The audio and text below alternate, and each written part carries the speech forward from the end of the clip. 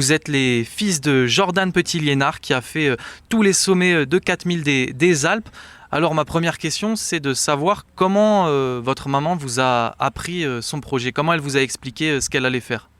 On était à Chamonix, on était dans le chalet, et puis on était en train de jouer, et puis à un moment elle nous invite à venir sur la table, et puis nous on croyait qu'on allait se faire gronder parce qu'on avait fait quelque chose de mal ou quoi. Mais non, elle nous annonce qu'elle va faire les 82 sommets de plus de 4000 mètres dans les Alpes, donc c'est différent. Et puis on a plutôt bien réagi, comme elle l'a dit, on était plutôt derrière elle, on l'a bien encouragée, on était contente pour elle. Donc ouais. Du coup, votre réaction, vous, c'était pas du tout, vous avez pas du tout eu peur quand elle vous a annoncé ça, vous avez pas du tout, été en mode punaise, on va pas beaucoup la voir, elle va beaucoup être en préparation. Vous étiez content pour elle. Pour être franc, moi, je m'imaginais plus. D'abord, je pensais qu'elle allait faire tous les sommets de plus de 4000 mètres dans tout le monde. Donc ma première réaction, ça a été j'avais un peu peur qu'elle fasse par exemple tous les 8000 et tout. Et après, quand j'ai su qu'elle faisait seulement dans les Alpes, j'ai pas du tout pensé aux heures d'entraînement qu'elle avait passées. Et j'ai plutôt pensé qu'elle allait faire quand on allait tous être à Cham et que ça allait pas prendre beaucoup de temps. Enfin, je savais que c'était un gros projet, mais je pensais qu'elle allait juste faire quand elle pouvait, occasionnellement. Est-ce que vous avez participé avec elle un petit peu à l'élaboration de son plan? Est-ce qu'elle vous tenait informé des prochains sommets qu'elle allait faire, etc.? Pour être franc, oui, elle nous tenait beaucoup informés. Mais c'est vrai qu'on oubliait souvent le nom des projets. Par exemple, si nos amis nous disaient ah, elle est partie où ta mère? On savait qu'elle était partie en montagne, mais on ne savait pas exactement où placer sur une carte et le nom de la montagne.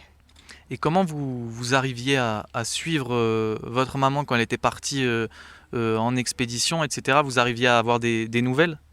On la suivait pas beaucoup quand elle partait en montagne parce que pas trop de réseau. Enfin, elle n'avait pas trop de réseau.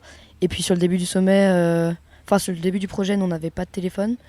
Donc généralement, c'était plus notre père qui nous disait tout. Où elle en était sur ses sommets parce que lui recevait tous les messages, comme par exemple sur le dernier sommet qu'ils viennent de faire, l'arrêt du brouillard. Elle envoyait tous ces messages à notre père qui renvoyait sur un groupe et envoyait à tout le monde qui voulait se tenir au courant. Voilà. Et quel rapport vous avez à la montagne, vous? Un plutôt beau rapport parce que du coup notre mère est alpiniste et puis de toute façon toute notre famille est un peu montagnard, donc on a un beau rapport, on aime ça, il y a plein de trucs à faire et puis depuis qu'on est tout petit on fait quand même pas mal de montagnes, donc on a un très bon rapport, ouais. Est-ce que ça vous inspire ce qu'elle a fait, votre maman?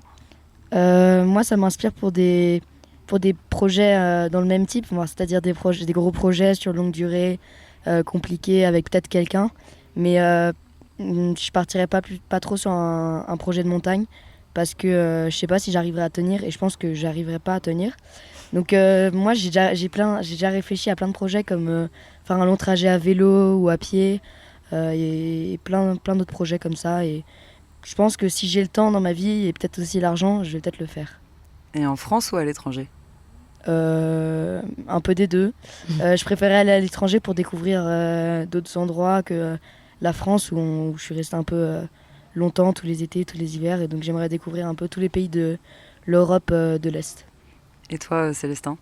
Ouais, pareil, j'ai des projets comme ça que je voudrais faire, mais j'ai tout de suite pensé à faire un projet dans les Alpes ou à partir de Chamonix. Je sais pas pourquoi, j'ai jamais pensé à partir autre part en Amérique ou quelque chose comme ça. Mais maintenant qu'on le dit, c'est vrai que j'aimerais bien aller, par exemple en Amérique centrale, faire un projet là-bas. Moi, ça me plairait bien. Merci à vous d'être venus jusqu'ici. Merci. Et bon courage pour vos projets. Continuez de rêver, c'est le plus important. Merci.